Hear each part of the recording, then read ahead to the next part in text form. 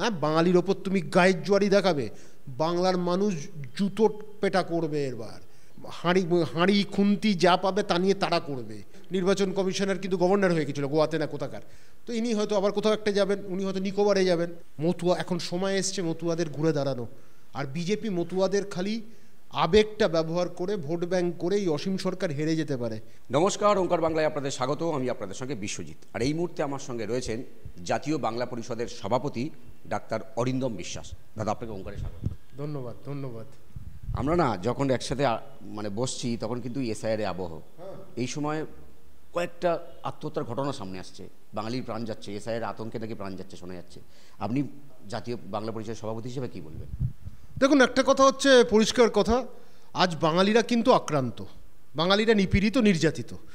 এক শ্রেণীর অবাঙালির দল, নাথানি গাথানির দল কেন্দ্রে বসে আছে, আর কিছু বাঙালি চাটুকার, বাঙালি স্তাবক, ওই অধিকারীর মতন, রায়ের মতন, আর ওই পন্ডা গন্ডা হান্ডা তারা আছে, আর কিছু মহিলাগণ জুটেছে, কিছু ফিল্ম আর্টিস্ট, তারা আজকে নেমে নেমে রাস্তায় নামছে। আমরা নৌটঙ্গিগুলো দেখতে পাচ্ছি, তো এবার দেখতে আর সাথে সাথে মজাগুলো দেখছি। আর বাঙালির মৃত্যু হচ্ছে, সবথেকে বড় যেটা আমাদের সবথেকে খারাপ লাগছে, প্রদীপ কর তার মৃত্যু হলো, আরেকজন বয়স্ক মৃত্যু হলো। কেন আত্মহত্যা করলেন? এই ভয়, একটা ভয় সঞ্চার করেছে এমন একটা প্রক্রিয়া। এসআইআর, বারবার বলেছি, এনআরসির আরেক নাম এসআইআর, বাঙালি করবে ছাড়খার, এটা একটা আমাদের স্লোগান ছিল, কিন্তু জোর করেই হলো, গায়ের জোরে হলো।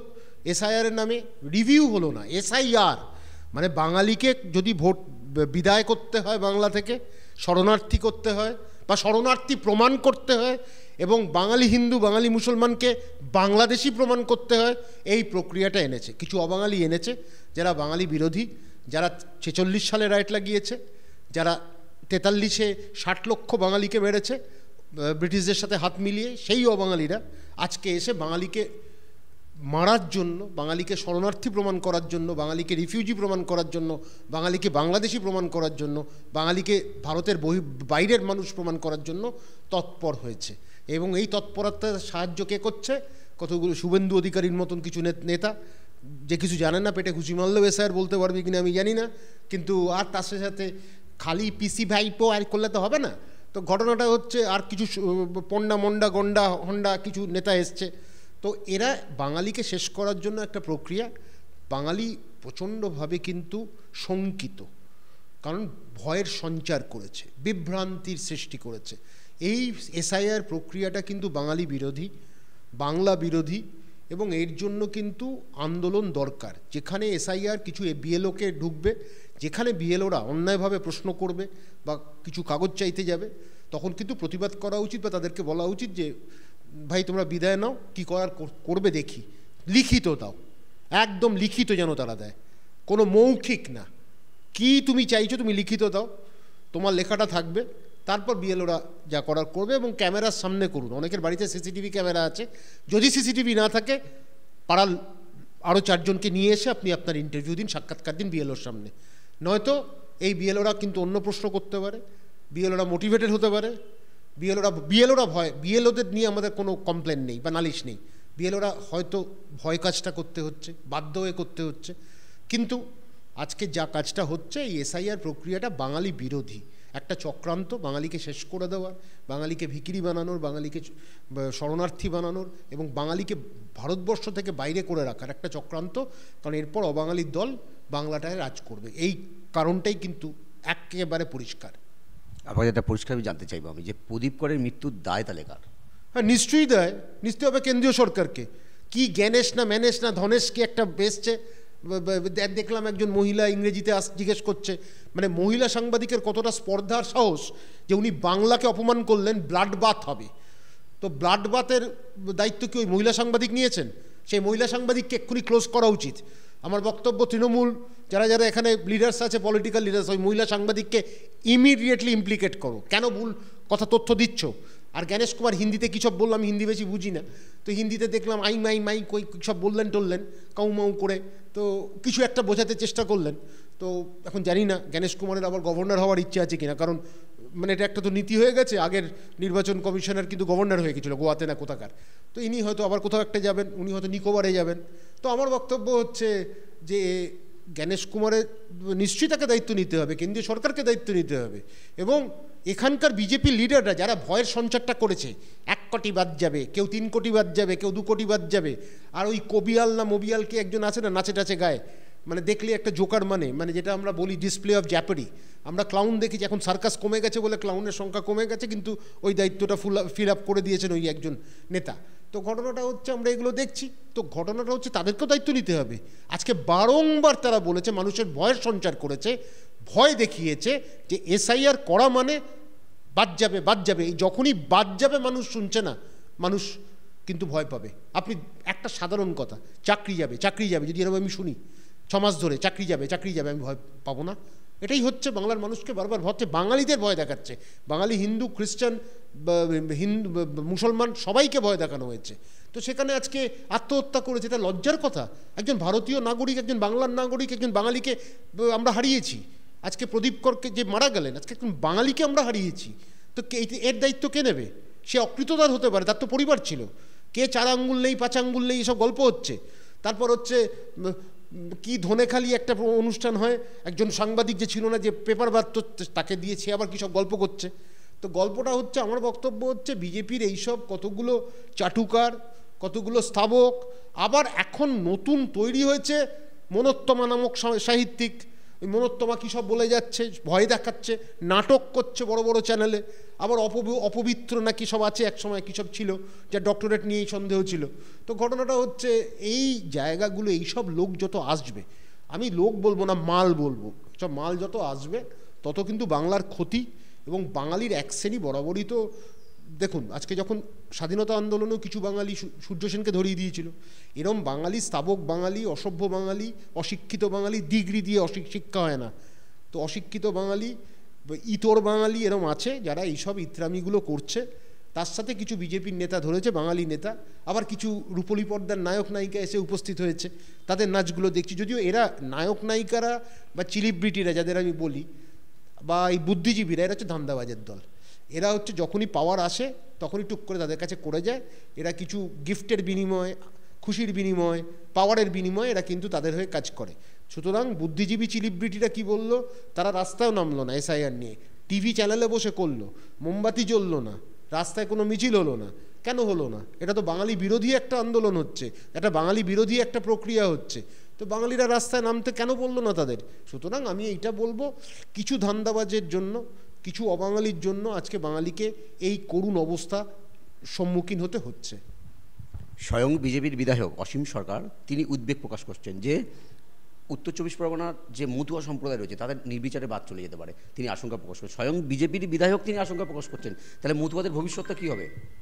মতুয়ারা অত্যন্ত করুণ অবস্থা, মতুয়াদের জন্য আমার খারাপ লাগে। তারা কিন্তু বাঙালি, তারা হিন্দু, তারা একটা ধর্মের পালন করে, তারা যে কষ্টে আছে বনগায় বা বিভিন্ন জায়গায়, তাদের কথা তো ভাবতে হবে। তারা তো আজকে কষ্টের মধ্যে থেকে। একটু আমি ইনক্লুড করি, এই মতুয়ারা কিন্তু বিজেপির মানে তথাকথিত ভোট ব্যাংক। আমি মতুয়ার মানুষকে না ভুল বোঝানো হয়েছে, তারা অত্যন্ত ভালো, তারা কিন্তু ভীষণ সরল, তাদের সরলতা নিয়ে কোনো প্রশ্ন আসে না। আজকে মতুয়াদের সাথে কি করা হয়েছে, কি করেছি আমরা 47 সাল থেকে? আমরা কি তাদের সাথে কোনো ভালো কাজ করেছি না ব্যবহারটা করেছি? কই তাদের জন্য শিক্ষার ব্যবস্থা করিনি, তাদের জন্য আমরা তাদেরকে ডাক্তার, ইঞ্জিনিয়ার বা তাদেরকে অর্থনৈতিকভাবে ব্যবসায়ী তৈরি করতে পারিনি। এটা ব্যর্থতা, প্রত্যেকটা সরকার ব্যর্থ। মতুয়াদের ক্ষেত্রে প্রত্যেকটা সরকার ব্যর্থ। মতুয়াদের প্রতি কিন্তু অন্যায় হয়েছে, অবিচার হয়েছে। মতুয়া এখন সময় এসছে মতুয়াদের ঘুরে দাঁড়ানো। আর বিজেপি মতুয়াদের খালি আবেগটা ব্যবহার করে, ভোট ব্যাংক করে এই অসীম সরকার হেরে যেতে পারে। মতুয়া গেলে, অসীম সরকার গেল, তখন তাকে ওই কবিগানই করতে হবে, অত বাংলাদেশে ফেরত গিয়ে কবিগান করতে হবে। তো করবেন, লাল লিপস্টিক মেখে করবেন, তো অসুবিধাটা কী আছে? পাউডার মেখে আর লিপস্টিক মেখে করবেন, তখন কবিগান শুনুক, আমরা ভালো লাগবে। কিন্তু অসীম সরকার হেরে যেতে পারেন, এই ভয় এখন মতুয়াদের প্রতি এখন ভীষণ ভালোবাসা। মতুয়াদের তুমি পিংপং বলের মতন ব্যবহার করেছো, মতুয়াদের তুমি ব্যাডমিন্টন শাটলের মতো ব্যবহার করেছো, তাদের সরলতাটাকে ব্যবহার করেছো, ব্যবহার করে এখন ইলেকশন জিতেছো। এখন যখন ভাবছো ওদের নামটা বাদ যাবে, আসল মিথ্যেটা বলেছো, সিএ হয়ে যাবে। আরে সিএ কি তোমার বাবার সম্পত্তি? তুমি ফাইল দেখছো না তুমি লিখছো? সিএ করতে গেলে কিন্তু রেসিডেন্সিয়াল পারমিট লাগে, একদম স্পষ্ট বলে দিচ্ছি। সিএ করতে গেলে লং টার্ম ভিসা লাগে, তারপর তুমি সিএ করতে পারবে। আর সিএ যেদিন তুমি করলে তোমার কিন্তু আধার কার্ড ইনভ্যালিড হয়ে গেল, ভোটার কার্ড ইনভ্যালিড হয়ে গেল, নতুন করে সব অ্যাপ্লাই করতে হবে, পাসপোর্ট ইনভ্যালিড হয়ে গেল। তো ঘটনাচক্রে এতদিন ধরে ওদের খেলিয়েছো, এখন ভয় পাচ্ছ, এখন তোমার মানে বিভিন্ন জায়গায় গুঞ্জন তোমার মনে সেগুলো বেরোচ্ছে, এখন ভয় পাচ্ছে এখন হেরে যাবে বলে, কারণ মতুয়ারা খেপবে, কারণ মতুয়াদের সাথে বিট্রে করা হয়েছে, বেইমানি করা হয়েছে। ওই সরল মানুষগুলো, গরিব মানুষগুলো, তাদের সাথে আজকে করা হয়েছে। তারা একটা ধর্মকে নিয়ে আছে, তারা কাজ করে খায়, তাদের জন্য তো আমরা বাড়ি মানে বাড়ি বলুন, শিক্ষা বলুন, খাবার বলুন ঠিকমতো আমরা দিতে পেরেছি? কোনো রাজনৈতিক দল দিতে পারেনি, খালি ওদের ব্যবহার করেছি। তাদেরকে আজকে ভারতীয় নাগরিক নিশ্চয়ই করা উচিত, আমি তো বলবো। এবং সেখানে সিএটা কি একদিনের ব্যাপার তো হবে না, কয়েক বছরের ব্যাপার হবে, তারা ভোট দিতে পারবে। এবং অসীম সরকার এই ভয়টাই পাচ্ছে, ওই ভোটগুলো যদি চলে যায় তিনি হেরে যাবেন, তারপরই বাঁশি নিয়ে নামতে হবে, লিপস্টিক মেখে নামতে হবে, এটাই ঘটনা। তো আমার বক্তব্য হচ্ছে অসীম সরকার এখন ভয় পেয়ে এসব কথাগুলো বলছে। অসীম সরকার আজ থেকে 3 বছর আগে বলেনি কেন? অসীম সরকার 2 বছর আগে বলেনি কেন? তখন সিএ করে আসতে পারেনি কেন? কারণ অসীম সরকারও সত্যি কথাটা হয়তো জানতো না, বা আসল বিষয়টাই বুঝতে পারেনি যে সিএ করতে গেলে কিন্তু রেসিডেন্সিয়াল পারমিট লাগে, সিএ করতে গেলে কিন্তু লং টার্ম ভিসা লাগে। সেই অফিসিয়াল ডকুমেন্টটা, আমি একটা দেশ থেকে এসছি, আমি আক্রান্ত, আমি অ্যাপ্লাই করব, আর নাগরিকত্ব করতে গেলে তো অ্যাপ্লাই করতে হবে, সেটা না হয় এখন সিএ এসছে। আজ বললে কাল নাগরিক হয়ে যাবে না, আজ বললে কাল ভোটার হয়ে যাবে না। অসীম সরকার ভুলভাল বলছেন বা ভুল বোঝাচ্ছেন, আর মতুয়া কমিউনিটি আস্তে আস্তে বুঝতে পারছে, কারণ তারাও শিক্ষিত হচ্ছে। আমি আবার বলছি, ডিগ্রি লাগে না শিক্ষিত হলে, জিনিসটা পড়লেই বুঝলেই হলো। মতুয়া কমিউনিটি কিন্তু বুঝতে পারছে, তাদের সাথে খেলছে মানুষ। আপনারা বলছেন যে এসআইআর নিয়ে পথে নামা উচিত, আন্দোলন করা উচিত, কিন্তু রাজ্যের বিরোধী দলনেতা বা বিজেপির সবাই, শুভেন্দু অধিকারী, দিলীপ ঘোষ, তারা বলছেন যে যদি প্রতিরোধ হয় তাহলে কিন্তু রাষ্ট্রপতি শাসন করে হবে, সবাই গর্তে ঢুকে যাবে। দিলীপ ঘোষ এবং শুভেন্দু অধিকারী বলছেন। এটা কি বাবার সম্পত্তি নাকি রাষ্ট্রপতি শাসন? এখন সুপ্রিম কোর্টে যেতে হবে। এসআর বোম্মাই অ্যাক্ট পড়েছে, বোম্মাইয়ের একটা মামলা হয়েছিল, এখন কিন্তু আপনি এইসব 355, 356 করতে গেলে কিন্তু সুপ্রিম কোর্টকে কিন্তু যেতে পারবেন। আর একবার করে দেখুক না, বাংলার মানুষ ঝেঁটিয়ে বিদায় করবে। রাষ্ট্রপতি শাসন মানে কি? গায়ের জোরে তুমি তোমার কাজ করছো, গায়ের জোয়ারি দেখাচ্ছ। হ্যাঁ, অবাঙালির দল, নাথানি গাথানি আগরওয়ালদের দল, হ্যাঁ, বাঙালির ওপর তুমি গায়ের জোয়ারি দেখাবে। বাংলার মানুষ জুতো পেটা করবে এবার। বাংলার মানুষ হাঁড়ি খুন্তি যা পাবে তা নিয়ে তাড়া করবে, একেবারে ভালো করে বাটাম দেবে। একবার রাষ্ট্রপতি শাসন ফেলে দেখুক। দিলীপ ঘোষ বলছেন যে গর্তে ঢুকে যাবে রাষ্ট্রপতি শাসন। কেউ গর্তে ঢুকবে না, গর্ত খোলা থাকবে, গর্ত থেকে আবার বেরিয়ে আসবে, করে তাড়া করবে, বরং তারপর অন্যদের ঢুকিয়ে দেবে। ভালো ভালো ম্যানহোল আছে বিভিন্ন জায়গায়, অনেক বড় বড় ম্যানহোল আছে, 2-3টাকে ঢোকাতে কোনো অসুবিধা হবে না বাংলার মানুষের। তো গর্ত খুঁজবে কেন? এত বড় ম্যানহোল আছে। আমরা বামপন্থীর সময় আমরা সব থেকে উপহার পেয়েছিলাম, বামপন্থীর সময় বড় ম্যানহোল, লোডশেডিং এগুলো উপহার ছিল, এখন একটু কমছে, খুঁজতে হবে। কলকাতায় কম, বাইরে একটু আছে ম্যানহোল, তো ঢুকিয়ে দিলেই হবে, অসুবিধা নেই। বাংলার মানুষ, সাধারণ মানুষই করবে। রাষ্ট্রপতি শাসন এখন ভুলে যাচ্ছে বোম্মাই অ্যাক্টের পর, কিন্তু সুপ্রিম কোর্ট এই ব্যাপারটাকে শুনতে পারে, সেই ক্ষমতা সুপ্রিম কোর্টের আছে। 1, 2 নম্বর, সেটা হচ্ছে মানুষের মধ্যে কীরকম একটা নেতিবাচক প্রভাব পড়বে এটা কেউ জানে না। মানে তুমি গায়ের জোরে নিতে চাইছো, গায়ের জোরে একবার বাংলায় অবাঙালিরা করে দেখাক না। বাঙালিরা সাহেবদের তাড়িয়েছে, নুন তৈরি করে স্বাধীনতা আসেনি, দুলিয়ে দুলিয়ে দুলিয়ে দুলিয়ে স্বাধীনতা আসেনি। স্বাধীনতা এরা এসছে সুভাষ বোসের মতো লোকের চোখে চোখ রেখে কথা বলার জন্য। বিপিন পাল, বাঘাযতীন, এরা কী ছিল? বাঙালি আবার বাঘাযতীনের জাত, সুভাষের জাত। তারপর যদি সুভাষ সেনা তৈরি হয়ে যায়, তখন কিন্তু ল্যাজ গুটিয়ে অবাঙালির দল বা অবাঙালি কিছু বাঙালি যারা অবাঙালিদের দালালি করছে, তারা ল্যাজ গুটিয়ে বাংলা থেকে পাঠাও এবং তাড়িয়ে দেওয়া হবে, এটা পরিষ্কার কথা।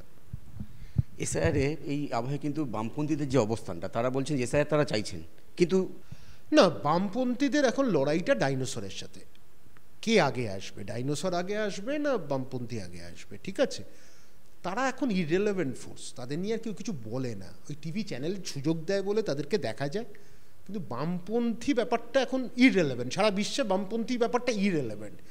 একটা আয়ারল্যান্ডে কিছু বামপন্থী আছে আর কিছু ভেনিজুয়েলা আর কিউবাতে থাকছে বলে সারা বিশ্বে পরিবর্তন হয়েছে। ওই বিপ্লব আর ওই বিদ্রোহ কেউ দেখতে চায় না। আর আমি পরিষ্কার কথা বলি, বামপন্থীরা আগে বলুক সব বাঙালি এক হও, ওই সব মানুষ এক হও, ওই সব ছেঁদো কথা আর কেউ শুনতে চায় না, পকেটে পুড়ে দেয় বা নর্দমায় ফেলে দেয় বা ট্র্যাশ ক্যানে ফেলে দেয়। বামপন্থীদের দেখে লোকে বিরক্ত হয় এখন। ওই গল্প, ওই চিৎকার, আমরা এক হও, আর ওই ছেনি সংগ্রাম না কি সংগ্রাম একটা করে ওরা, ওই ছেনি সংগ্রাম আর কেউ করে না। বাঙালি এখন ছেনি দিয়ে উপে ফেলে দিয়েছে, সুতরাং আর প্রয়োজন নেই। বামপন্থী ইরেলেভেন্ট ফোর্স, কিন্তু বিজেপিকে আপনি ইগনোর করতে পারবেন না অ্যাজ অ্যান অপোজিশন, পারবেন না। ধর্মের নামে হোক, একটা তৃণমূলের কিছু খামতির জন্য হোক, বিজেপি কিন্তু একটা ফোর্স, এটা তো অস্বীকার করার নেই, অপোজিশন ফোর্স। তারা কতটা রেলেভেন্ট থাকবে, কতটা প্রাসঙ্গিক থাকবে সেটা অন্য প্রশ্ন, কিন্তু তারাও ভুল করে যাচ্ছে প্রত্যেকটা মুহূর্তে, বাঙালি বিরোধী কাজ করে যাচ্ছে। বাঙালিদের মধ্যে সত্যি কথা বলতে যে আজকে কোনো একটা রাজনৈতিক দল, মনের মতো রাজনৈতিক দল এখন নেই, এটা অস্বীকার করার নেই। তৃণমূল বিভিন্ন কাজ করেছে, সেই শিক্ষাক্ষেত্রে হোক, বিভিন্ন ক্ষেত্রে হোক, ভালো কাজ হয়নি। কাজও হয়েছে, হয়নি বলবো না, কাজ হয়েছে। স্বাস্থ্যক্ষেত্রে বেড়াল ইঁদুর হাসপাতালে যে যেত, এখন বেটার, অনেক বেটার, কিন্তু একই সাথে অনেক কিছু কাজ খামতি তো রয়েছে। এই খামতিগুলোকে কে ফুলফিল করবে কেউ জানে না, কিন্তু বিজেপি বাঙালি বিরোধী সিদ্ধান্ত নিচ্ছে, বাঙালিদের বিরুদ্ধে যাচ্ছে এই সিদ্ধান্তগুলো। আর একটা ভয়, এই নাথানি গাথারি আগরওয়ালরা যারা বাঙালিকে লুট করেছে, বাঙালিকে মেরেছে, বাঙালিকে শেষ করেছে, তারা আজকে বিজেপির রিপ্রেজেন্টেটিভ, টাকাটা এরাই দেয়, বাঙালির হাত থেকে টাকা বেরোয় না। কিন্তু আজকে এই ঘটনায় তৃণমূল শক্তিশালী হয়ে গেছে, কিন্তু বাম কি বলল আর বাম কি ভাবছে, ওই কতগুলো তথাকথিত বইয়ের মধ্যে পড়ে যাবে, অনর্গল বকে যাবে, এ নিয়ে আমি খুব একটা চিন্তিত নই। কিন্তু বাম এখন একটা ইরেলেভেন্ট ফোর্স, সুতরাং তারা এই লড়াইয়ে নেই। আর কংগ্রেস থাকতে পারত, এখন কংগ্রেসেরও কিছু কিছু খামতি ব্যাপার থাকে, কিন্তু কংগ্রেস নিজস্বভাবে যদি আপনি বলেন, হ্যাঁ তাদেরকে একটা আইডেন্টিটি তাদের আছে, একটা ন্যাশনাল আইডেন্টিটি আছে, এটা তো অস্বীকার করার নেই কংগ্রেসের। এখন কংগ্রেস কতটা লড়াই দিতে পারবে, কিন্তু কংগ্রেসের লড়াইটা হয়ে গেছে বড্ড এলিট গ্রুপ হয়ে গেছে, এলিটিজম কংগ্রেসকে শেষ করেছে। রাস্তায় নেমে লড়াই করার মতো লোক কংগ্রেসে এখন আর নেই। কয়েকটা লোক আপনি ভাড়া করে আনতে পারেন, কিন্তু সেই লড়াইটা তো কদিনের লড়াইটা তো এটা সুদূর প্রসারী হওয়া দরকার, তাহলে মানুষের মধ্যে একটা হয়তো ইন্টারেস্ট, আগ্রহ জাগতো। কিন্তু এখন সত্যি কথা, পশ্চিমবঙ্গে বাঙালির কথা ভাবার জন্য কোনো দল নেই, এটা খুব স্পষ্ট করে বললাম একজন জাতীয়তাবাদী আন্দোলন করা একজন ব্যক্তি হিসেবে। অসংখ্য ধন্যবাদ আমাদের সময় দেওয়ার জন্য। এই মুহূর্তে কিন্তু এসআইয়ের আতঙ্কে সাধারণ মানুষ, তবে এই আতঙ্ক ভুলে এই বাঙালি নেতাজি সুভাষচন্দ্রের জাত, ভগৎ সিংয়ের জাত, মাস্টারদা শুদ্ধ সেনের জাতি কিন্তু ঘুরে দাঁড়াবে। ক্যামেরায় রবি দত্তের সঙ্গে বিশ্বজিৎ হালদার, ওঙ্কার বাংলা।